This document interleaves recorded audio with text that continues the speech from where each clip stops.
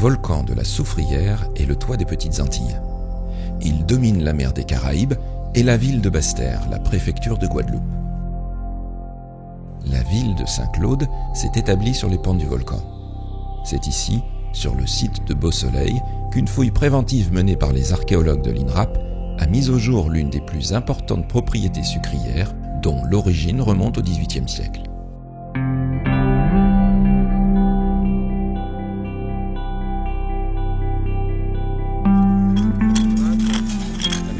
La Samsamar, à l'origine de ces fouilles, souhaite édifier sur cette zone des logements sociaux. Cette opération est prescrite par le service régional d'archéologie. L'emprise de la fouille représente une superficie totale de 3200 m².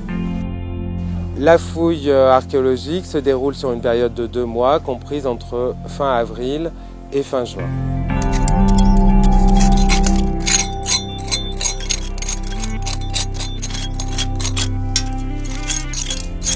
Donc le diagnostic archéologique en 2012 avait révélé les vestiges de la partie résidentielle de l'habitation sucrière.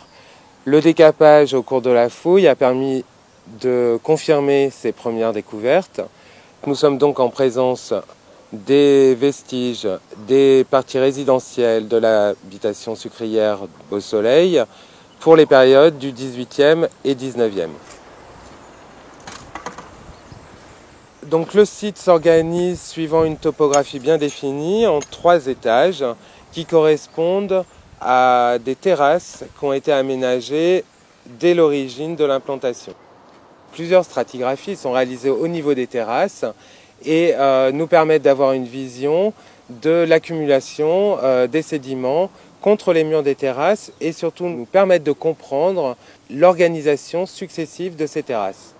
La terrasse médiane correspond au lieu d'implantation des bâtiments résidentiels. La terrasse supérieure correspond plus à une partie de jardin et la partie inférieure correspond du moins pour le 19e à l'accès aux terrasses supérieures qui au sud est retenu par un mur monumental qui va fermer la terrasse et au centre de ce mur est ménagé un espace où est construit un escalier assez monumental qui est encadré par 2 bassins.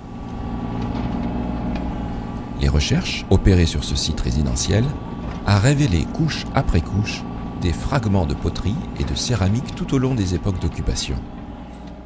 Cela a permis aux chercheurs de valider ce que la structure des bâtiments leur suggérait, une demeure riche, voire ostentatoire.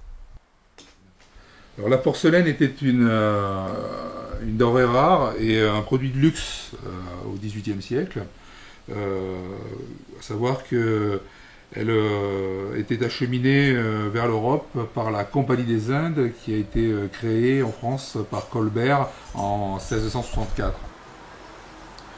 Ces produits de luxe, bien sûr, n'étaient pas forcément accessibles à toutes les classes de la population et bien sûr, même les classes aisées ne pouvaient pas forcément s'en procurer à volonté.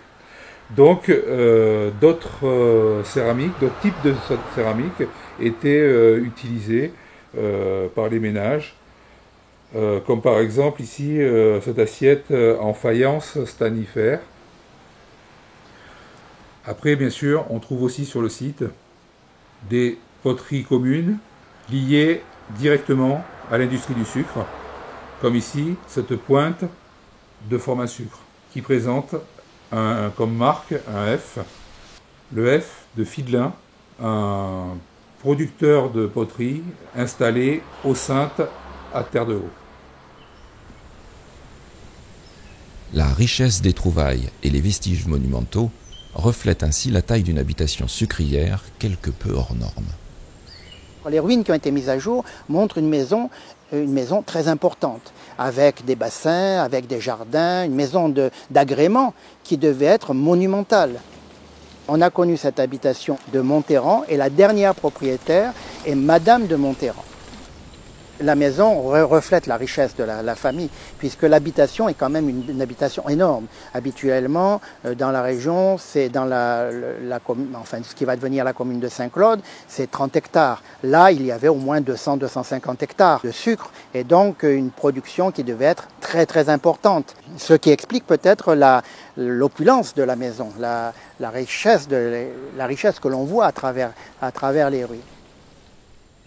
L'habitation sucrière Beau-Soleil est en activité jusqu'à la fin du XIXe siècle et va, au début du XXe siècle, être abandonnée et cédée pour partie au Conseil général, et une autre partie du site, notamment l'endroit où nous nous trouvons pour la fouille, est achetée dans les années 1950 par une congrégation de sœurs, la congrégation Sainte-Catherine de Sienne, qui vont l'occuper jusque dans les années 1990, où là les bâtiments vont être totalement détruits et le site resté en l'état jusqu'à notre arrivée.